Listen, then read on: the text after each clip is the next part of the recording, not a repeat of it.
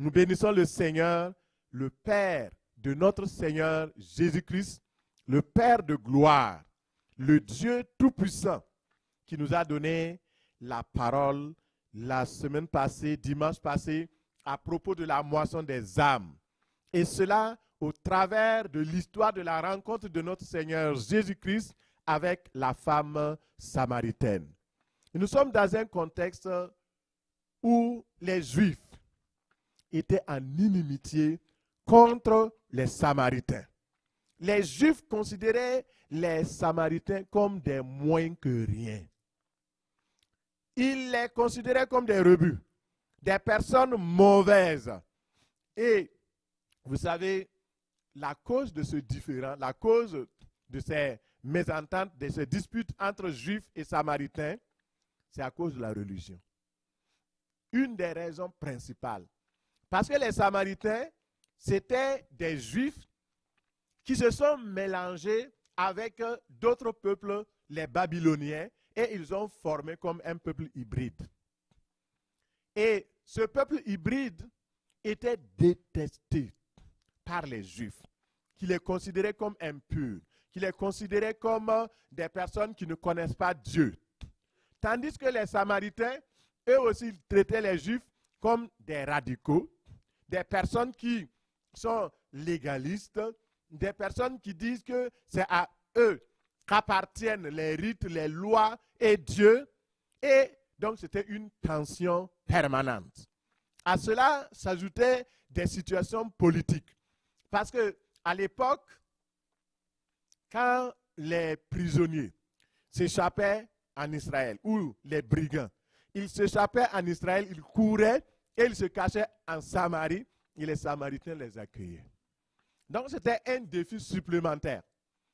Et en plus de cela, les Samaritains ne reconnaissaient que les 5 livres, tandis que les autres acceptaient Moïse, mais aussi les autres livres, les prophètes. Donc voilà les différents.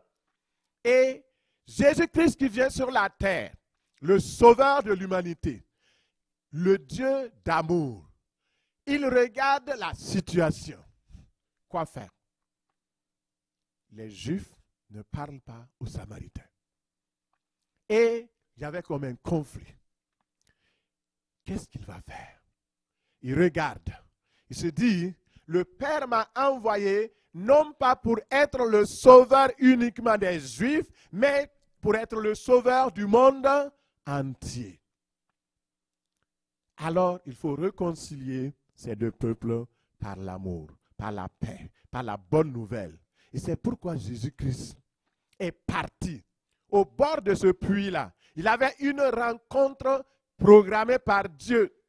Et là, la première barrière, il rencontre une femme. D'abord, même entre Juifs, les Juifs ne parlent pas aux femmes.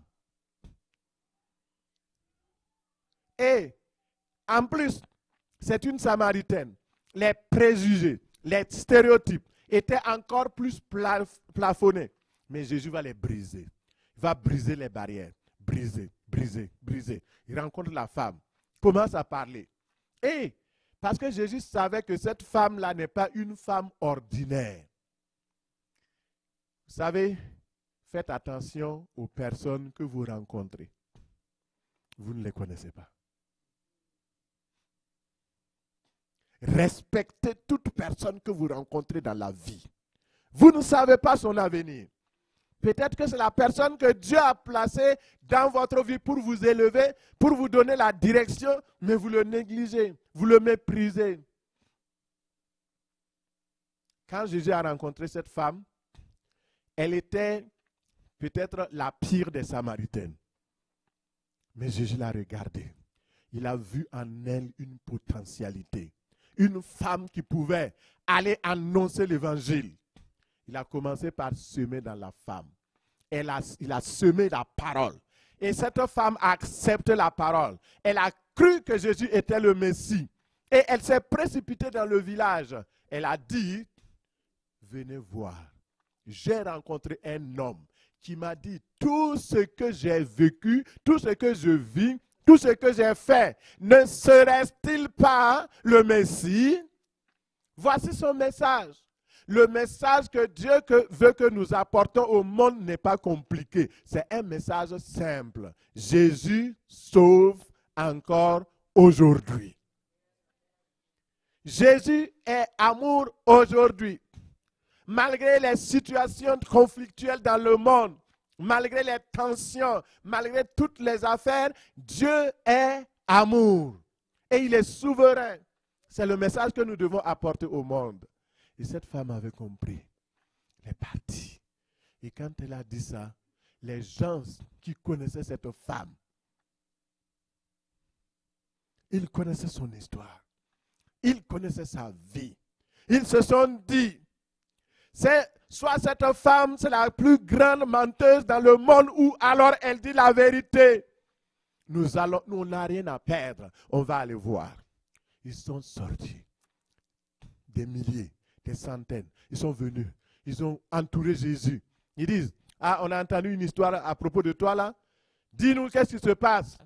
Et Jésus dit, oui, effectivement, je suis venu dans le monde pour annoncer aux hommes qu'ils ont à se repentir. Car Dieu a fixé un jour où il jugera le monde selon la justice. Et moi, je suis venu pour sauver le monde. Celui qui croit en moi a la vie éternelle. Celui qui ne croit pas n'aura pas la vie éternelle. Car tous ont péché et sont privés de la gloire de Dieu. Mais ils sont gratuitement justifiés par la foi. Le don de foi. Si vous croyez en moi, vous serez sauvés parce que je suis le Messie. Les Samaritains regardent. Un juif qui ose parler de la sorte. Ils se disent, non, on va croire. Jésus dit, qui veut croire? Les gens lèvent la main. Alléluia. Ils se convertissent. Ils donnent leur vie à Christ. Et par la suite, ils disent à la femme, écoute, c'est vrai que c'est toi qui nous as amenés à Jésus, hein, mais ne t'en fais pas. Nous-mêmes, nous avons vu. Nous l'avons entendu. Et nous savons qu'il est véritablement ce qu'il dit qu'il est. Il est le Messie. Il est le sauveur du monde. Nous croyons cela. Nous croyons cela. Alléluia. Acclame le Seigneur si tu crois. Nous croyons cela. Il est le Messie. Il est le sauveur du monde. Et je voudrais dire à quelqu'un qui m'écoute maintenant sur Internet, à vous qui êtes présents ici, et Jésus-Christ est le seul sauveur. Il est la seule porte. Il est le seul chemin. Il n'y a de salut en aucun autre. Aucun autre nom nous a été donné par lequel nous pouvons être sauvés. Seul le nom de Jésus-Christ sauve. Il y a un seul et unique médiateur entre Dieu et les hommes. C'est Jésus-Christ seul. Il n'y a pas deux médiateurs. C'est ce que la Bible dit. Alléluia. Et ce matin, Dieu te parle. Il dit, tu es là. Tu doutes encore de l'amour de Dieu. Tu ne comprends pas pourquoi il t'aime. Mais il te dit, je t'aime parce que tu es ma créature. Et si tu crois, tu verras la gloire de Dieu. Ce matin, le même Jésus qui était avec la femme samaritaine est présent au milieu de nous. Le Dieu qui a sauvé les Samaritains est présent au milieu de nous. Je voudrais un grand amen. Il est là. Il dit, je suis avec vous tous les jours jusqu'à la fin du monde. C'est pourquoi nous devons nous accrocher à cette grâce, nous accrocher à la parole, nous accrocher avec certitude que ce Dieu-là qui a donné son Fils, il dit car Dieu a tant aimé le monde, qu'il a donné son Fils, son unique, afin que quiconque croit en lui ne soit pas perdu, mais qu'il ait la vie éternelle.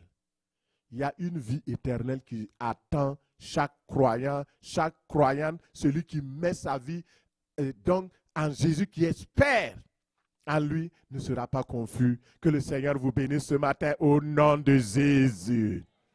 Alléluia. Oui, dans Jean 4, 39, il y eut dans cette bourgade beaucoup de Samaritains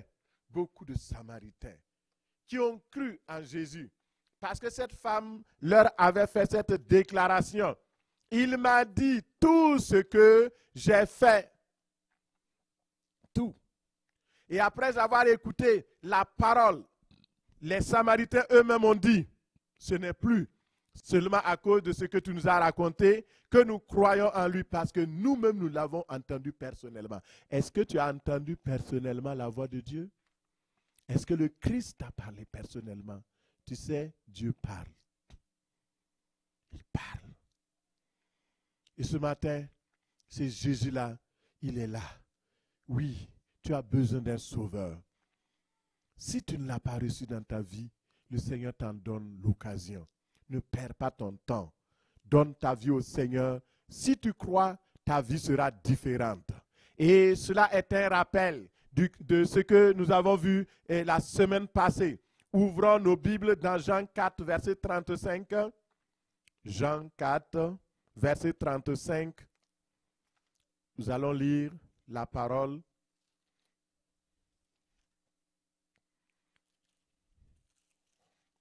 Jean 4,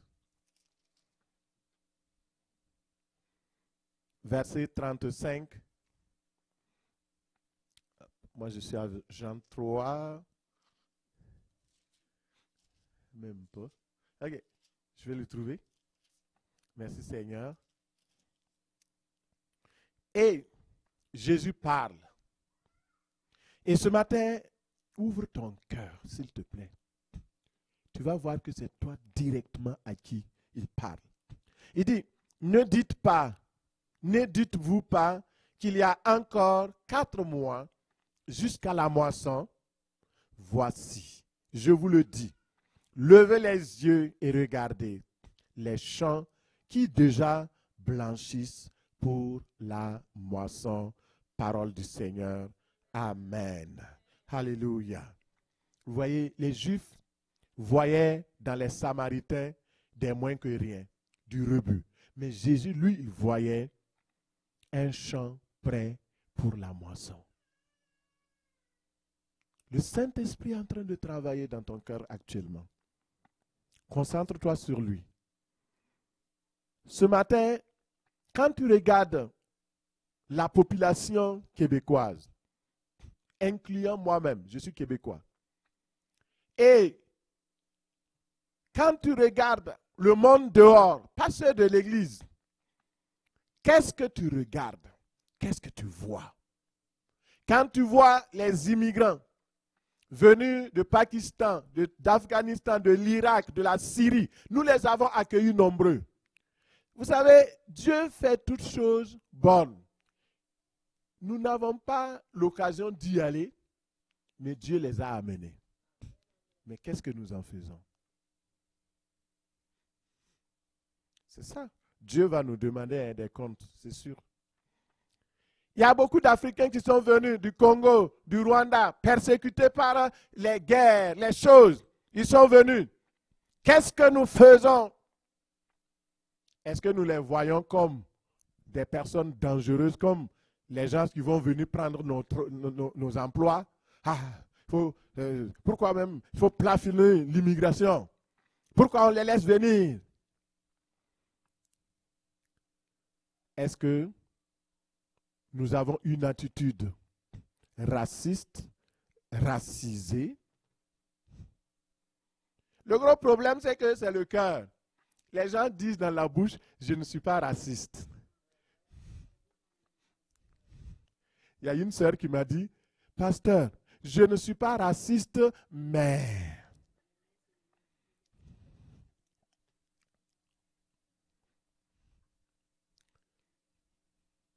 Quand il y a un mais là, faites attention. Quand les gens disent mais là, ça veut dire beaucoup de choses. Est-ce que nous voyons, comment nous voyons les gens? Avec quel œil? Avec quelle vision? Jésus voyait dans les Samaritains un champ mûr, un champ d'âme. Chaque personne que tu rencontres dans ton quartier, dans le supermarché, partout dans ton travail, c'est une âme à sauver. Et je vais te dire, l'âme n'a pas de couleur. Qui a déjà vu la couleur de l'âme? La couleur de l'âme d'un noir, c'est quoi? Du blanc, c'est quoi? Du jaune, c'est quoi? Toute âme a la même valeur devant Dieu. Toute âme. Toute âme a été sauvée et doit être sauvée par le seul sang de Jésus. Jésus est mort pour nos péchés. C'est seul son sang qui peut effacer le péché. Jésus n'est pas mort pour les Juifs, pour les Samaritains, pour telle ou telle ethnie seulement. Il est mort pour tout le monde. Si nous appartenons à Christ, nous devons regarder comme Christ regarde. De la même manière que Christ n'a pas négligé les Samaritains, nous ne devons pas négliger les autres. Que le Seigneur nous aide au nom de Jésus. Ce matin, Saint-Esprit, je te demande vraiment d'inculquer cela dans le cœur de ton peuple. Parce que nous devons être libérés des préjugés afin de voir le monde différemment. Est-ce que nous pouvons laisser simplement nos cœurs être remplis de compassion pour les âmes au lieu de juger les gens, au lieu de les mépriser? Et de nos jours, des millions d'inconvertis, trop souvent méprisés par les chrétiens, sont comparables à des champs de grains mûrs. Mais les champs sont prêts pour la moisson. Et ce matin, j'aimerais poser des questions. Où sont ces champs? Quel est ton champ spécifique de moisson? Parce que nous devons savoir cela. Et c'est le titre de mon message. Quel est ton champ de moisson? Quel est ton champ de moisson? Demande à la personne à côté de toi, quel est ton champ de moisson? Connais-tu le champ de moisson? Ton champ de moisson? Qu'est-ce que ça veut dire un champ de moisson? Le champ de moisson, c'est ton champ, c'est-à-dire la quantité d'âme que le Seigneur t'a déjà donnée, comme dans un champ qu'il a semé et tu dois aller récolter. Est-ce que tout le monde a compris? Sinon, je peux reprendre. Ton champ de moisson, c'est là où Dieu a disposé d'âmes, d'hommes, femmes, de toute couleur, de toute race, que tu dois récolter. Nous allons le voir en profondeur et savoir quel est ton champ de moisson. Ce matin, je me pose la question, tu te poses la question. D'abord, où sont les champs? Nous regardons dans Jean 4, 35, il dit, ne dites-vous pas qu'il y a encore 4 mois jusqu'à la moisson? Voici, je vous lis, levez les yeux et regardez les champs qui sont blanches pour la moisson. Quand on dit les champs sont blanches ou blanchissent pour la moisson, c'est une expression pour dire que les champs sont prêts. D'habitude, certains champs, certaines récoltes, quand ça commence à être à maturité, ça prend une couleur blanche. Mais ce n'est pas toutes les récoltes. Par exemple, le blé, ça va prendre une couleur dorée, n'est-ce pas? Une couleur or. Le mil blanc, ça va prendre une couleur blanche. Donc, la meilleure interprétation, la traduction, c'est les champs qui sont prêts, mûrs. Alléluia. Que le Seigneur bénisse sa parole. Et ici, Jésus dit, il y a des champs qui sont déjà mûrs, prêts pour chaque frère, pour chaque sœur, pour chaque croyant, pour chaque disciple. Quel est ton champ? Les champs pour la moisson, où sont ces champs-là? D'un point de vue missionnaire, nous sommes une église missionnaire, il faut comprendre que l'attitude de notre Seigneur Jésus-Christ en faveur de cette femme samaritaine et de la population. Alors, d'abord, il faut savoir que Jésus a usé de patience et de compassion envers le peuple samaritain. La patience, je vais vous dire, dans le timing de Dieu et la confiance dans sa souveraineté ne doivent pas être séparés de l'urgence que les champs sont mûrs. Nous devons discerner ces champs-là. Et aujourd'hui, le Seigneur dit, c'est le jour de connaître ton champ. Et en tant que disciples du Seigneur, nous devons regarder dans la bonne direction, dans la direction que Dieu nous donne pour reconnaître le champ qui nous appartient, pour ne pas aller dans le champ d'un autre. Alors, si vous allez dans le champ d'un autre, on va voir, vous êtes un voleur. Et si on vous arrête en train de voler dans le champ d'un autre, vous avez des problèmes, oui ou non? Donc, il faut discerner, vous voyez l'importance déjà de connaître son champ, donc où il faut aller moissonner. Alors, la première chose, il faut savoir que chaque âme perdue que tu côtoies a besoin de toi. Tu peux parler à cette personne. Tu peux lui annoncer Jésus. Jésus annonçait la parole à des personnes, à des foules. Il y a des gens qui attendent de grandes foules pour pouvoir commencer à évangéliser. Si tu n'as pas été efficace avec une seule personne, comment tu peux évangéliser deux? Et si tu n'as pas été fidèle avec deux, comment tu peux évangéliser une centaine?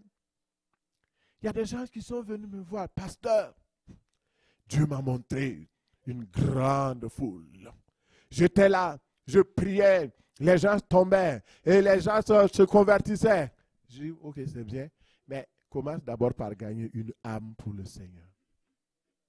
Ah non, pasteur, je suis appelé, mon ministère est grand. Il y a un qui m'a dit, pasteur, c'est parce que toi tu es pasteur que tu ne comprends pas. Moi je suis apôtre. Il dit, waouh.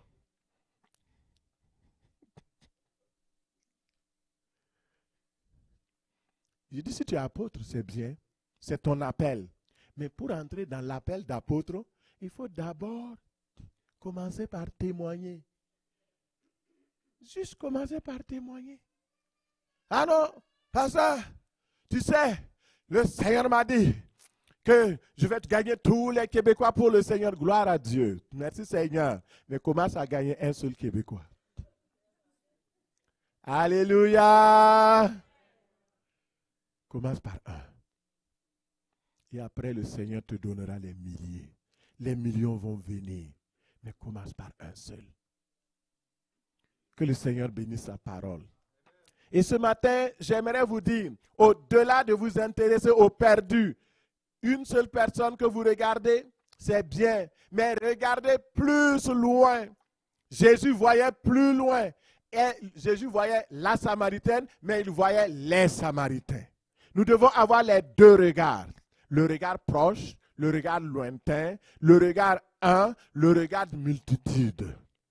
Jusqu'aux extrémités de la terre. Les champs sont prêts. Le champ et les champs, c'est le monde. Ce sont les villes, ce sont les peuples, ce sont les pays qui ne sont pas encore atteints et que le Seigneur veut atteindre. Matthieu 28, 19 nous dit, allez, faites de toutes les nations des... Donc, le champ, c'est toutes les nations. Marc 16, 15 à 16, il dit, allez par tout le monde et prêchez la bonne nouvelle à toute la création. Donc, le champ, c'est toute la création humaine. Celui qui croira et qui sera baptisé sera sauvé, mais celui qui ne croira pas sera condamné. Donc, nous devons aller dans ce champ-là. Et ces paroles de l'Écriture s'adressent à chacun de nous. Parce qu'il y a certains qui ont l'oreille sélective. Quand on parle, des ouvriers, des ouvrières, des gens qui doivent évangéliser. Ah oui, ça ce sont les évangélistes, vous avez entendu? C'est les pasteurs. Non. Jésus a dit quoi? Vous recevrez une... Acte 8. Vous recevrez une... Et acte 1, verset 8 plutôt, excusez-moi. Acte 1, verset 8. Vous recevrez une... Le Saint-Esprit survenant sur... Et vous serez mais... Qui sera témoin?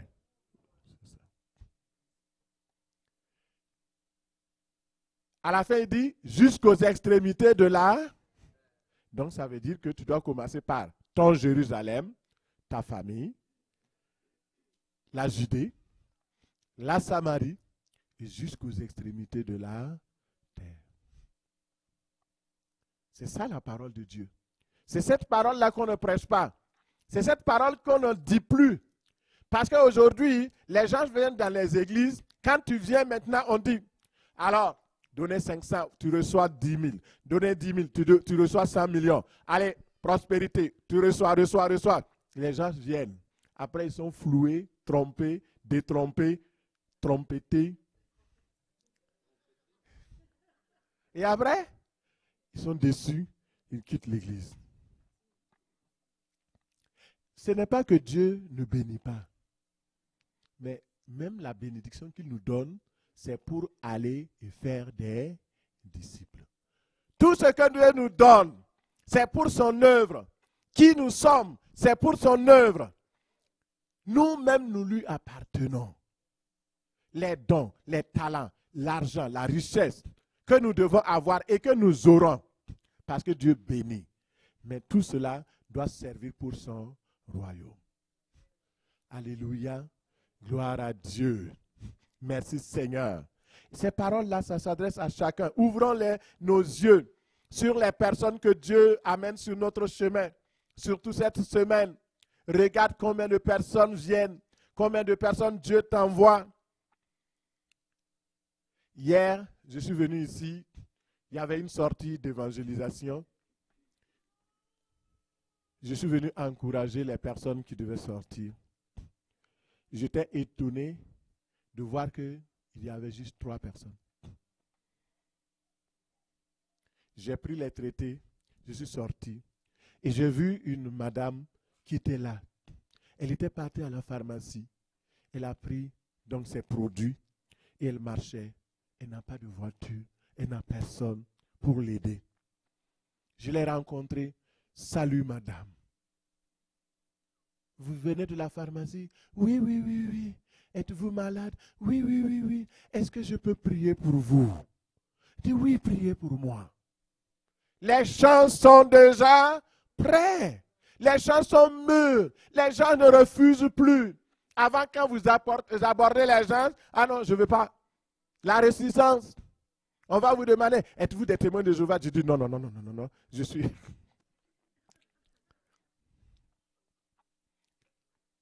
Mais maintenant, quand vous parlez depuis la COVID, Dieu a ouvert les cœurs.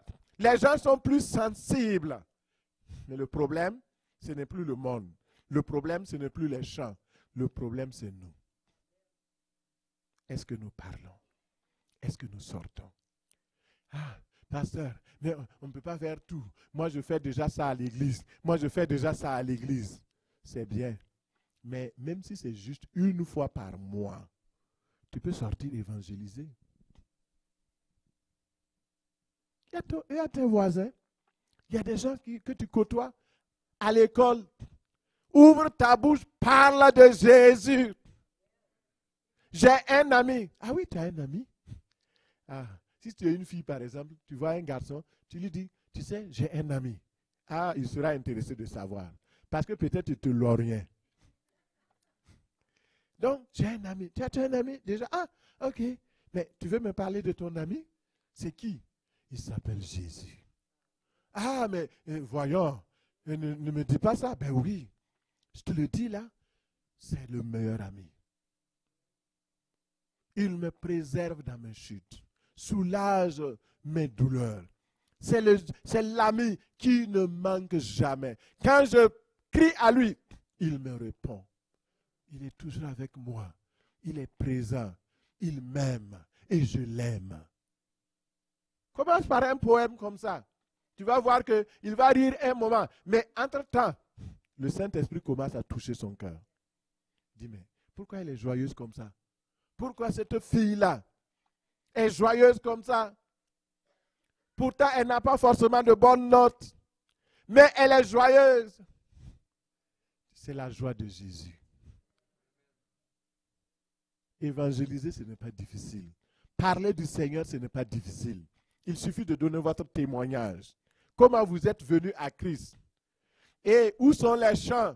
Dans Matthieu 13, verset 2. Le Seigneur Jésus montre que le champ, c'est le monde. Le premier épître de Paul aux Corinthiens 3, 9 déclare que nous sommes ouvriers avec Dieu dans son champ. Et nous sommes les ouvriers de la moisson. Et en tant que moissonneurs, nous devons savoir où se trouvent les champs afin d'y travailler. Si tu ne connais pas ton champ, tu vas travailler comment? Et c'est le but de mon message, te faire connaître le champ spécifique dans lequel Dieu t'engage. Et pour ceux qui n'ont pas bien compris, le champ représente les personnes qui vivent tout autour de toi, qui travaillent avec toi, des personnes que tu connais ou pas, mais aussi des personnes, membres de ta famille, de ta communauté, dans ton lieu de travail. Toutes ces personnes-là, c'est les champs du Seigneur. Les champs représentent également des personnes qui viennent d'autres cultures. Vous voyez, par exemple, dans l'église ici, on peut maximiser pour avoir beaucoup de monde. Regardez, nous sommes combien de pasteurs ici? Minimum 5 pasteurs que je connais dans l'église. Ok. Si on s'attache à se dire, on prend donc l'initiative, juste d'aller au niveau du néo-canadien. Vous savez, le néo-canadien, c'est un service qui accueille les immigrants. Tu dis, ok, je vais me rendre bénévole dans le néo-canadien. Je vais aider à accueillir les immigrants. Et en accueillant les immigrants, alors, je tisse des relations avec des personnes. Et en dehors de mon travail, parce que si vous allez être bénévole, vous ne pouvez pas évangéliser quelqu'un là-bas. N'allez pas faire des bêtises. Mais lorsque vous avez créé ces relations, vous pouvez les attirer à Christ. Il faut leur parler du Seigneur, de votre foi. Ce n'est pas interdit ça. En dehors de votre service de bénévolat, invitez quelqu'un au café. Ah, tu es d'origine irakienne. Ah, moi j'aime l'Iran. Je voudrais voir comment les Iraniens se comportent. Tu amènes la parole. Il y a plusieurs stratégies. La vérité, c'est que nous-mêmes, nous sommes devenus apathiques. Nous ne sommes plus bouillants comme avant. Les croyants avant, quand ils se convertissaient, dès le premier jour, ils sont prêts pour aller évangéliser. Et on est devenu froid. Comme on est dans un pays froid, on est aussi froid et ça c'est grave. Que le Seigneur nous sauve au nom de Jésus. Le Seigneur nous délivre au nom de Jésus. Nous ne devons pas regarder. Le Seigneur t'a mis, mais ce n'est pas au pasteur Matthieu que tu vas rendre compte. Hein? Tu vas rendre compte à Dieu. Dieu t'a donné des talents. C'est à Dieu que tu vas rendre compte. Alors, mon frère, ma soeur, ce matin, existe-t-il un champ spécifique pour moi? Oui. Existe-t-il un champ spécifique pour toi? Oui.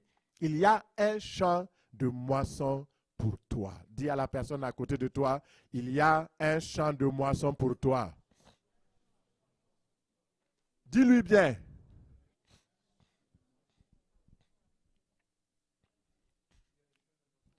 Ouvrons dans Romains 15, 20.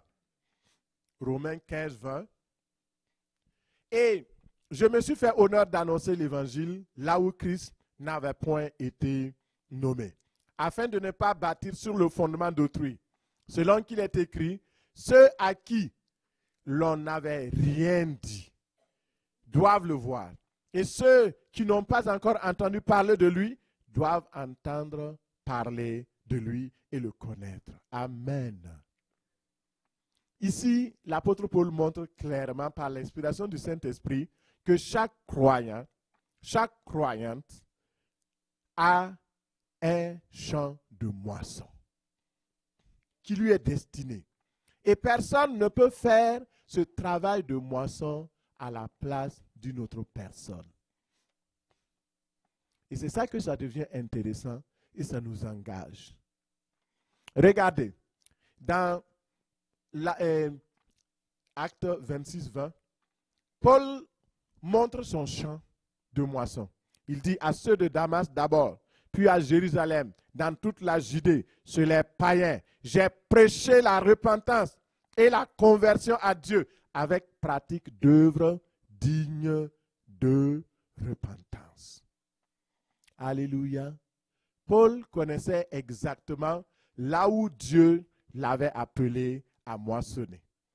Et Dieu destine à chacun un champ de moisson, même les nouveaux convertis. Alléluia. Ça, j'aime. Ouvrons nos Bibles dans Marc 5. Marc 5, 18 à 20. Je vous laisse ouvrir vos Bibles afin que nous puissions lire. Marc 5, 18 à 20. Si vous avez trouvé, nous allons lire dans le nom du Seigneur. Comme il montait dans la barque, celui qui avait été démoniaque lui demanda la permission de rester avec lui. Jésus ne lui permit pas, mais il lui dit, va dans ta maison, vers les tiens, et raconte-leur tout ce que le Seigneur t'a fait et comment il a eu pitié de toi. Il s'en alla et se mit à publier dans la Décapole tout ce que Jésus avait fait pour lui, et tous furent dans l'étonnement. Parole du Seigneur, on dit Amen.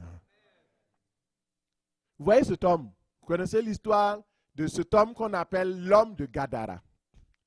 Il était démonisé à telle enseigne qu'il ne pouvait plus rester dans sa maison.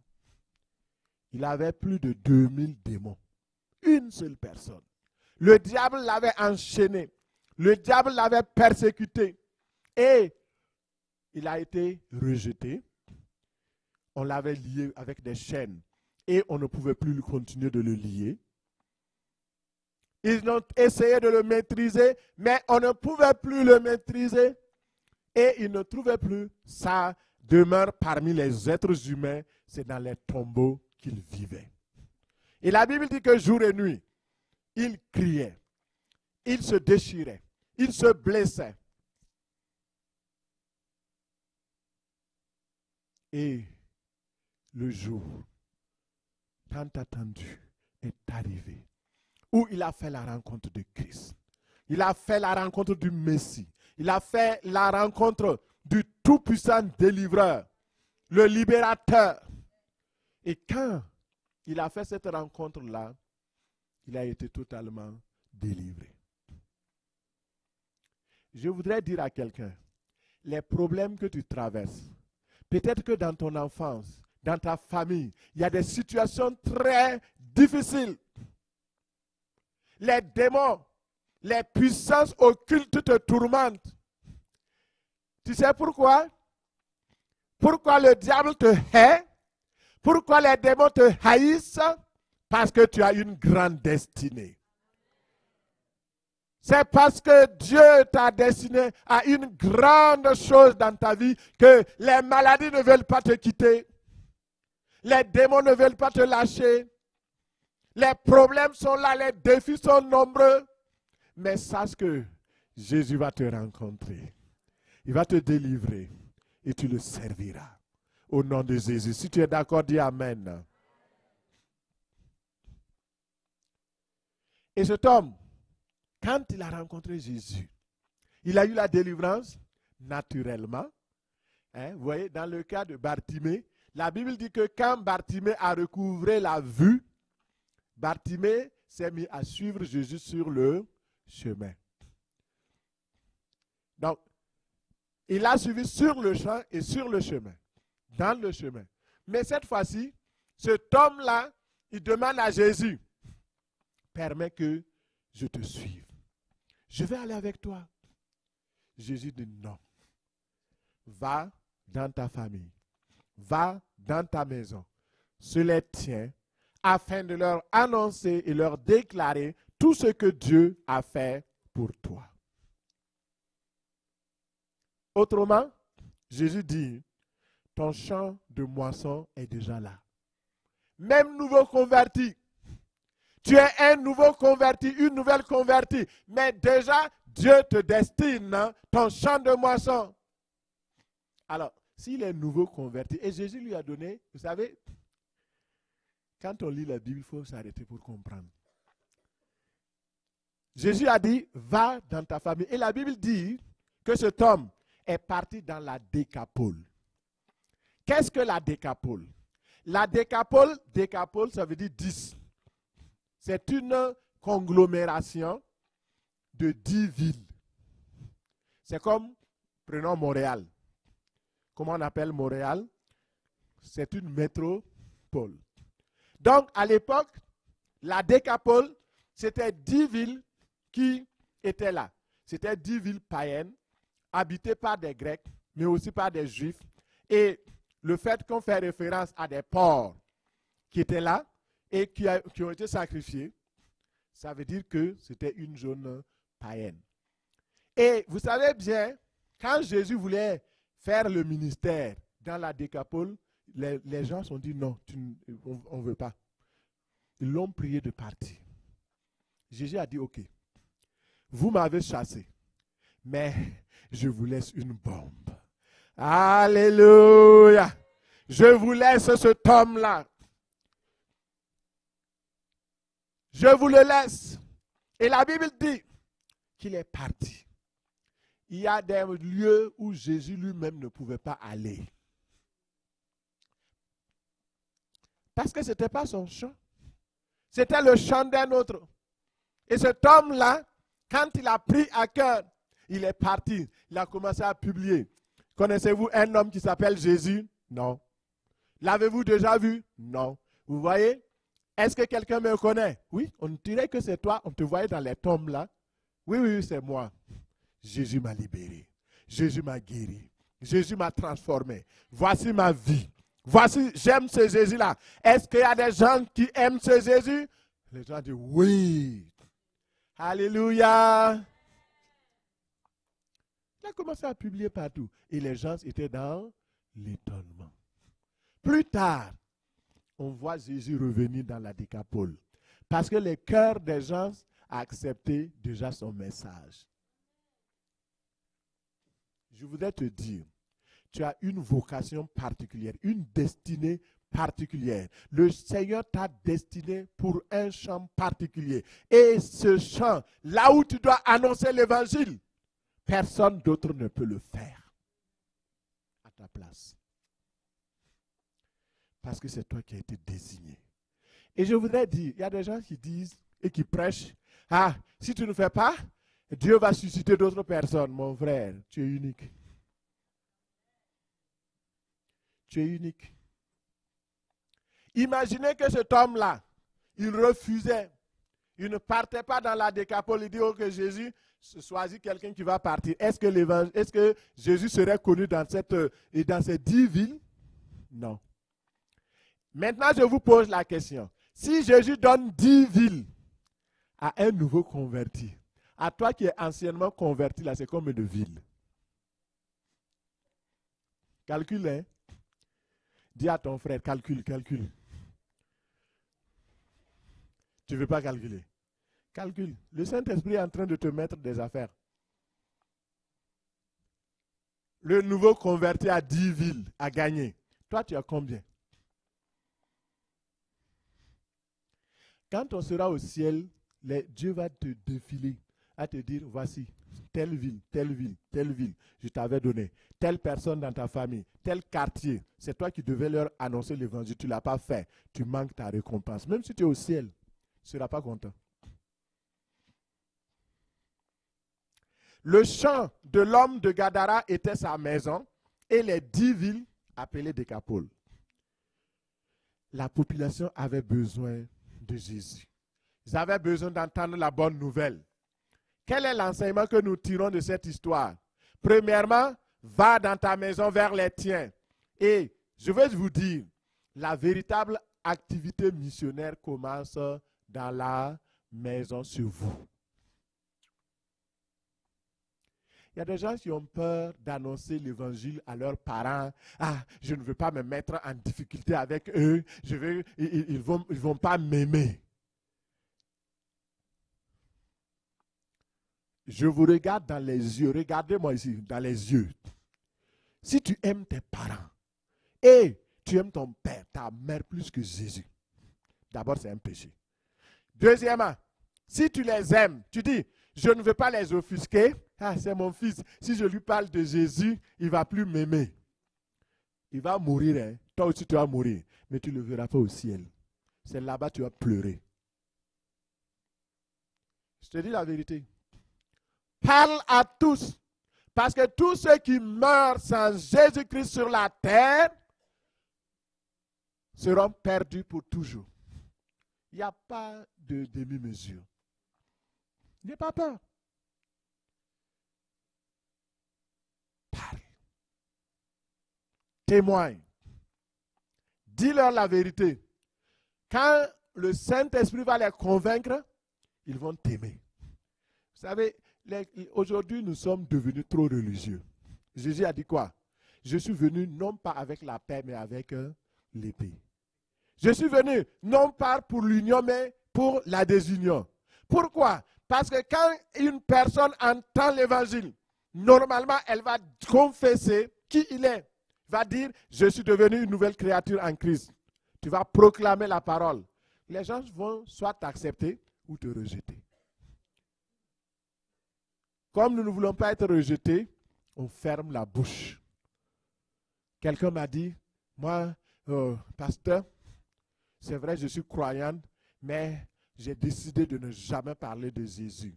Tu n'es même pas croyant, tu es mécréant.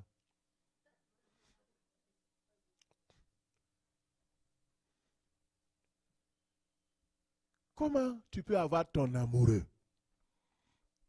Les jeunes filles, les jeunes garçons, vous avez trouvé le jackpot, le monsieur de votre vie. Et vous dites, ah non, non, non, je ne vais pas montrer à mes parents, je ne vais pas montrer à mes amis.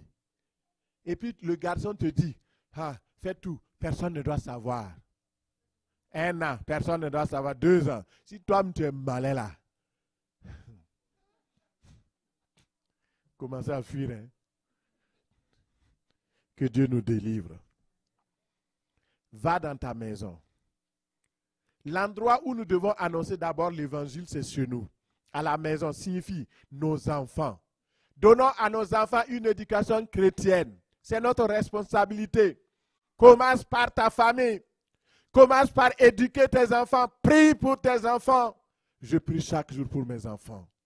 Seigneur, qu'ils soient des disciples du Seigneur. Tes soeurs, tes frères.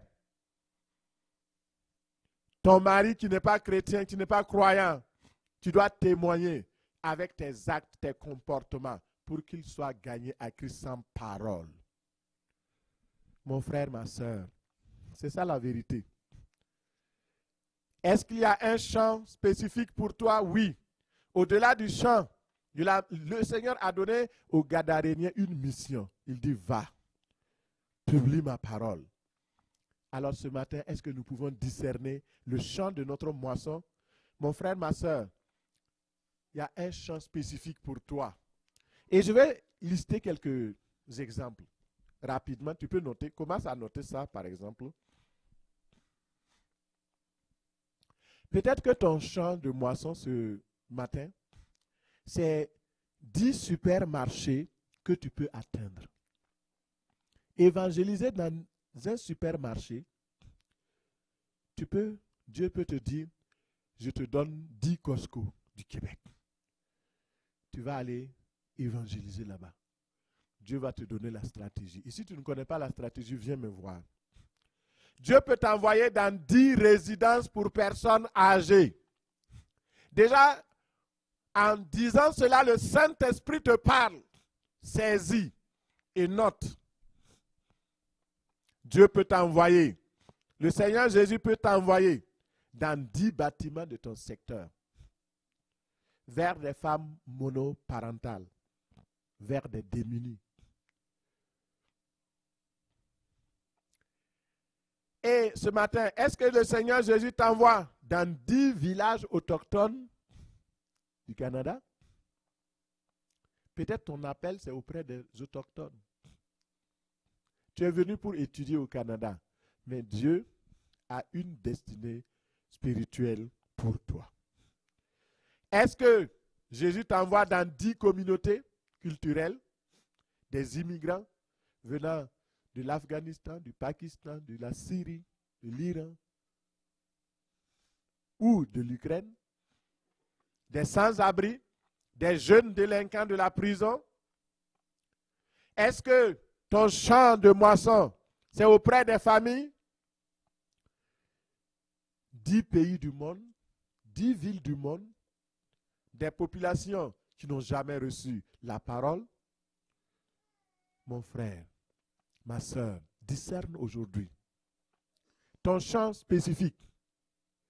Alléluia. Merci Seigneur. Discerne. Dis à ton voisin, discerne. Discerne.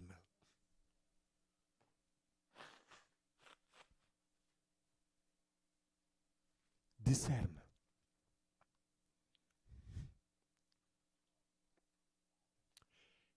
Hier, j'étais dans un centre commercial et immédiatement, vous savez, Dieu parle tantôt d'une manière, tantôt d'une autre. Et quand j'étais dans ce centre commercial, la première chose, j'ai vu des groupes de personnes qui étaient en train de jouer des jeux de cartes, des jeux de société. Ils étaient nombreux. Ils jouaient. Pourquoi des croyants ne peuvent pas organiser des activités comme ça? Invitez tous les païens, vous jouez. Pendant que vous jouez, alors, vous partagez la parole. Il faut des initiatives. Dis à ton frère, il faut des initiatives. Il faut des initiatives. Et j'ai regardé. Ils étaient en train de te parler. Il y avait des personnes âgées, des plus vieux, des plus jeunes. Et plus tard, je suis parti dans un autre groupe. Et là, ils avaient une promotion. Ils avaient donc des livres. Ils ont organisé donc un salon de livres. Je suis parti leur demander la première, qui est la personne qui organise? On me dit c'est un tel, on m'amène. Et je suis parti le voir. Comment on peut s'inscrire pour présenter un livre? Et nous allons organiser la prochaine sortie, c'est à Trois-Rivières. Lynn, tu notes ça. Tu me réclames tout de suite après le culte. Je vais te donner toutes les informations. Mais écoutez, frères et sœurs, ces choses-là, il faut le faire. Mettons que nous allons présenter le livre que le pasteur Mathieu a écrit, Ton territoire de destinée. Il y a beaucoup même qui ne l'ont même pas encore acheté, ils n'ont pas lu. Je vous invite à le faire. Et publier cela. Quand on va aller, on fait le livre avec des traités à côté. N'importe qui vient, on donne le traité. On donne le traité. Et quand je pars pour acheter quelque chose dans un magasin, la personne qui me vend la chose là, je lui donne un traité. Et ils ne peuvent pas refuser parce qu'ils sont en train de te vendre. Leur cœur est déjà ouvert. J'ai dit hier à une vendeuse, j'espère que tu vas le lire. Oui, je vais le lire. Je vais le lire. Mais si elle disait qu'elle n'allait pas lire, je reprends. Parce que je ne veux pas gâter. On a acheté, ça nous coûte de l'argent. Bien-aimés frères et sœurs, c'est important. Quel est ton territoire? Quel est ton champ de moisson? Le champ spécifique pour toi, c'est le peuple, la nation, la famille, la tribu, les personnes pour lesquelles le Seigneur a mis un fardeau dans ton cœur pour que tu leur témoignes l'amour de Christ. Ce sont ces personnes-là qui sont ton champ spécifique. Comment reconnaître maintenant ton champ spécifique? Il faut prier. Dans Job 33, verset 14, Dieu parle tantôt d'une manière, tantôt d'une autre. Et l'on y prend garde.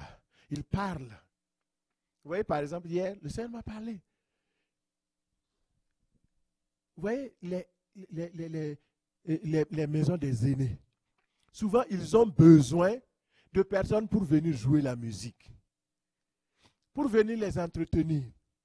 Si, par exemple, tu sais jouer à la guitare, tu sais jouer au piano, tu vas te renseigner dans une maison des aînés. Est-ce que je peux venir jouer de la musique? Oui, il faut venir. Tu t'organises, tu vas aller avec un petit groupe. Vous partagez, vous jouez la musique. Les aînés vont écouter. Et après, vous profitez pour parler de l'évangile. Vous voyez? Vous faites non seulement du bien, mais aussi vous apportez l'évangile. Il faut qu'on se lève. Dieu va nous juger. Et le Seigneur m'a dit, montre-les les stratégies et laisse-les. Toi-même, fais ce que je t'ai dit de faire.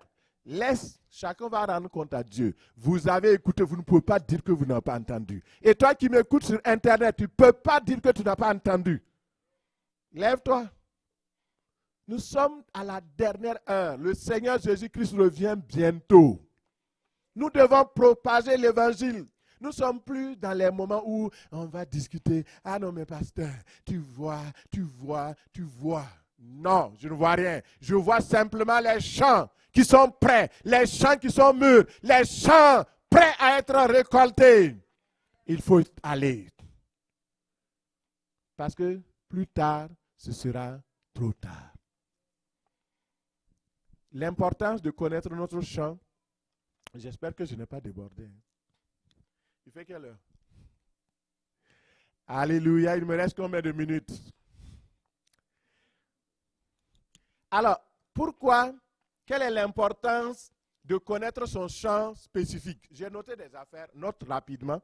Donc, on ne me fait pas signe, ça veut dire que je ne suis même pas encore arrivé à la moitié de mon temps.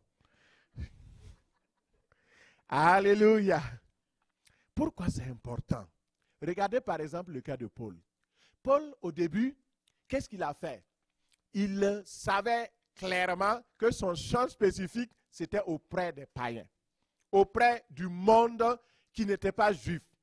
Mais pour faire plaisir à son propre ego, qu'est-ce que Paul a fait? Il a commencé à évangéliser les juifs. Il a essayé. Regardez, vous pouvez noter ce passage de Actes 13, verset 45. Et là, quand il a commencé à parler aux Juifs, les Juifs ont dit, écoute Paul, tu étais un Juif comme nous. Tu étais un pharisien. Et maintenant, tu nous dis que tu as embrassé le christianisme. Ça ne marche pas avec nous. Ils l'ont hué, ils l'ont haï. Ils ont voulu même le lapider, le tuer. Et, alors, lisons. Les Juifs, voyant la foule, furent remplis de jalousie. Ils s'opposaient à ce que Paul disait et le contredisaient en l'injuriant. Et Paul va parler, et Barnabas lui aussi. Il dit, c'est à vous premièrement que la parole de Dieu avait été donnée, mais puisque vous la repoussez, vous ne vous jugez pas digne de recevoir la vie éternelle. Voici, nous allons nous tourner vers les païens. Mais il fallait le faire depuis longtemps. Souvent, Dieu nous envoie vers un peuple, vers notre champ, et nous cherchons des problèmes. On veut aller chercher. Mais regardez, il a été rejeté. Car ainsi nous l'a ordonné le Seigneur. Mais il le savait dès le début. Je t'ai établi pour être la lumière des nations, pour porter le salut jusqu'aux extrémités de la terre. Je veux dire à une personne, et tu vas dire aussi à ton voisin, Dieu t'a établi pour être la lumière des nations. Dieu t'a établi pour être la lumière des nations. Dieu t'a établi pour être la lumière des nations. Dis à ton frère à côté de toi, Dieu t'a établi pour porter le salut jusqu'aux extrémités de la terre. Alléluia. Et ça, c'est ce que le Seigneur veut. Annoncer la parole. Cela ne veut pas dire que il ne faut pas annoncer à tout le monde. Oui, on peut annoncer à tout le monde. Mais là où vous annoncez la parole et que vous êtes bien accueillis, c'est généralement là où vous avez la prédilection, là où le Seigneur vous donne cette grâce, là où le Seigneur vous a établi, et là les gens vont vous recevoir. Mais si vous allez dans un autre champ, les Juifs, c'était le champ de Pierre. Quand Pierre parlait aux Juifs, les Juifs entendaient, ils réussissaient. Il a prêché une seule fois. 3000 se sont convertis, oui ou non? C'est son champ. Mais Paul, lui, son champ, c'était les païens. Et vous voyez les résultats, quand Paul a trouvé son champ, il s'est tourné, il s'est détourné des Juifs, il s'est tourné vers maintenant les païens. Verset 48 de Acte 13, il est écrit, les païens se réjouissaient en entendant, en écoutant Paul prêcher, et ils glorifiaient la parole du Seigneur, et tous ceux qui étaient destinés à la vie éternelle crurent. Pourquoi? Parce que Paul est dans son champ de moisson. Quel est ton champ de moisson?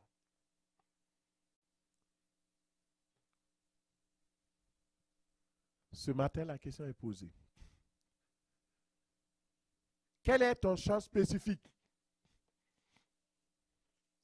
Ton champ spécifique, c'est là où Dieu t'a destiné. Dieu t'envoie. Et lorsque tu vas parler, les gens vont ouvrir leur cœur. Je voulais juste parler d'un cas général, plus général pour tout le monde. Peut-être qu'il y a quelqu'un qui n'a pas été concerné, mais Dieu veut vraiment te dire quelque chose de particulier. C'est l'histoire de Ruth. Vous savez, cette femme-là, elle a éprouvé une grande douleur. Il a perdu son mari. Elle a plutôt perdu son mari. Ruth a perdu son mari. Il a perdu son beau-père. Il a perdu le mari donc de la dame qui était là. Ils ont éprouvé plusieurs pertes. Toute la famille est décimée. Il n'y avait que Naomi et elle qui sont restées. Elle a pris son courage à deux mains. Elle a dit, je ne veux pas retourner vers mon peuple. Je vais rester avec toi, Naomi, parce que je crois que malgré les épreuves que nous avons subies, malgré la mort autour de nous, malgré la douleur autour de nous, je sais que ton Dieu l'Éternel est Dieu. Que la douleur ne t'amène pas à renier Dieu. Que les situations difficiles que tu traverses n'amènent pas ton cœur à te détourner du Seigneur. Sache qu'il est Dieu. Sache qu'il est toujours là. Et Ruth a suivi cette femme-là. Et quand ils sont arrivés, alors la femme a dit, mais qu'est-ce que je peux donner à Ruth? Elle est jeune, elle doit se marier. Et un jour, Ruth dit, c'est la moisson. On n'a pas semé. Mais en Israël, les gens se permettaient que dans les champs, ceux qui n'ont pas semé, ceux qui n'ont rien, puissent venir glaner. Glaner, ça veut dire quoi? Les gens qui récoltent, ils laissent des petits épis qui se cachent parce qu'on est très pressé. Et toi, tu viens enlever ça. Et cette femme est partie glaner dans un champ. C'est le seul lieu dans la Bible où je vois le mot hasard. Je pense qu'on doit corriger ça. Parce que là, on dit que comme par hasard, elle allait dans le champ de Boaz. Mais non, il n'y a pas de hasard avec Dieu. Dieu l'a conduit par une direction inconsciente. Comme le psalmiste le dit dans le psaume 32, verset 8. Il dit, je te conduirai, je te conseillerai, j'aurai le regard sur toi. Et elle a été conduite dans ce champ-là. Or, c'était le champ de son futur mari. Souvent, il faut savoir glaner. Il faut savoir aller là où tu dois glaner. Souvent, vous voyez, il faut savoir travailler dans le compte de l'autre pour que Dieu nous donne notre propre compte. Et cette femme, quand elle est partie glaner, Le témoignage qui est sorti, c'est que c'était une femme qui avait vraiment mis son cœur dans le travail. Les travailleurs l'ont remarqué. Les intendants l'ont remarqué. Tout le monde a remarqué son courage. Et ils l'ont vanté auprès de Boaz. Et Boaz a dit, waouh. Voici. Il a dit, reste glané. Ne va pas dans un autre champ. Reste ici. Reste là. Et plus tard, le Seigneur a permis qu'elle se marie à Boaz. Et plus tard, comme elle a été fidèle dans les petites choses, Dieu a permis qu'elle devienne copropriétaire de ce champ dans lequel il glanait. Que la parole de Dieu te touche ce matin. Si tu ne connais pas ton champ de moisson, glane. Ne dis pas, ok, comme moi je ne connais pas mon champ de moisson, je ne vais pas évangéliser, je ne vais rien faire. Non, la Bible dit que ce que ta main trouve à faire, fais-le. Dès le matin, sème ta semence. Et le soir, ne laisse pas reposer ta main. Car tu ne sais pas ce qui réussira, ceci ou cela. Levons-nous ce matin.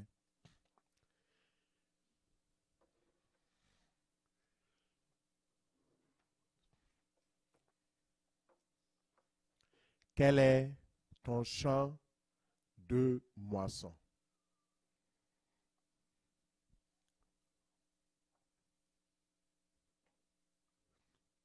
Quel est ton champ spécifique? Vers qui dois-tu te tourner pour annoncer la bonne nouvelle? Ce matin, c'est tellement important. Alors, tu vas dire au Seigneur, me voici, parle-moi, montre-moi vers quel type de personne, quel groupe je dois aller pour parler de toi. Demande-lui, il te dira au nom de Jésus. Alors ouvre la bouche s'il te plaît. Parle au Seigneur ce matin.